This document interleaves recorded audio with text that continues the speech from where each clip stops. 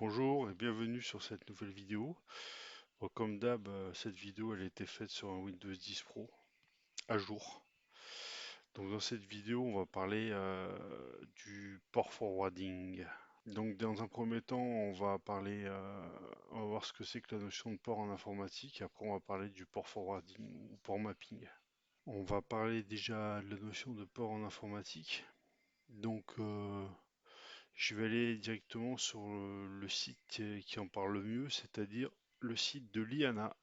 Les ports déjà, c'est un moyen utilisé pour identifier les services et les applications qui tournent par exemple sur un PC.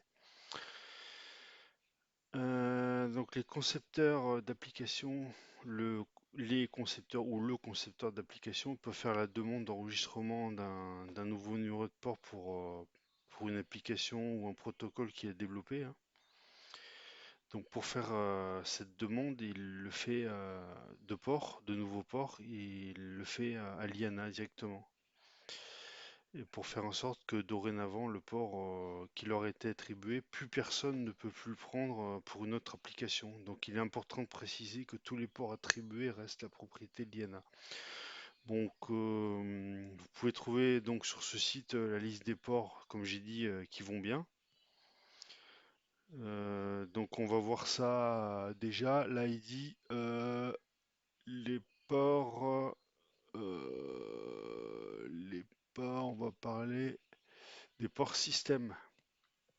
Donc voilà, qui vont de 0 à 1023. Donc vous pouvez en déclarer auprès de l'IANA si vous voulez des nouveaux, mais c'est assez difficile car il faut avoir une bonne raison, hein, pour que l'IANA accepte de déclarer un nouveau port dans cette plage. Donc après, il y a une deuxième plage qui sont les ports déposés ou les ports utilisateurs, et dont la plage est ici, je crois. Attendez, elle doit être en... ouais, donc user port 1024 à 49 151. Donc ces ports-là peuvent être utilisés pour désigner un service à partir du moment où ils ont été validés par l'IANA. Donc pour enregistrer un de ces ports, il faut que cette demande remplisse certains critères auprès de l'IANA. Voilà. On a les ports privés ou dynamiques, donc ils vont de 40 152 à 65 535. Donc les ports dynamiques, ils ont été spécialement mis de côté pour une utilisation locale et dynamique, et donc ne peuvent pas être enregistrés ou inscrits à l'IANA. Donc bon, les applications elles peuvent simplement les utiliser pour une communication libre en fait. Voilà, sans qu'il y ait besoin d'un enregistrement auprès de cet organisme l'IANA.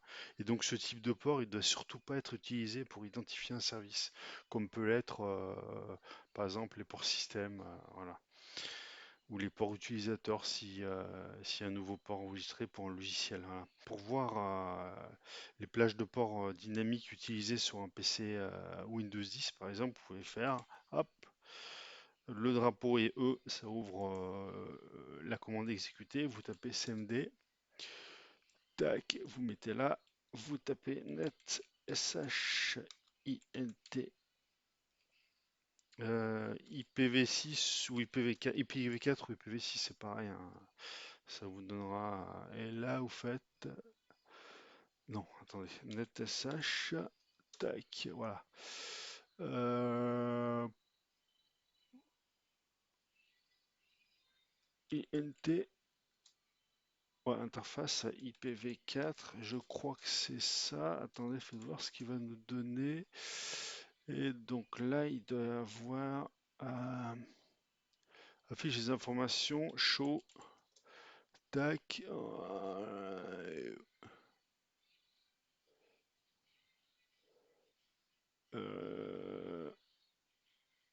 Voilà, dynamic port range. Voilà, donc si vous faites show dynamic, comment s'écrit ce truc? Port range, et vous faites taper TCP par exemple, hop, non. Dynamique, ah ouais, d'accord, j'ai bien, dynamique port range, Voilà, donc TCP ou UDP, hein, c'est protocole de transport. Voilà, UDP et TCP, ouais, vous avez entre 49 852 et 16 384. Voilà, donc maintenant on va parler tout simplement du port forwarding. À tout de suite.